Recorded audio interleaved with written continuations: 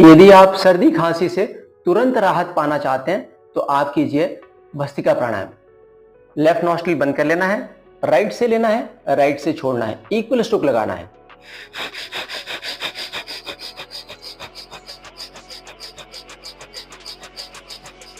और बाद में राइट नॉस्ट्रिल बंद कर लेना है और लेफ्ट से लेना है, लेफ्ट से छोड़ना है।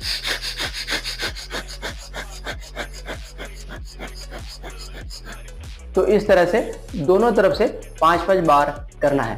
यदि आप दोनों तरफ से 5-5 बार करते हैं तो आपको सर्दी खांसी से तुरंत राहत मिलती है।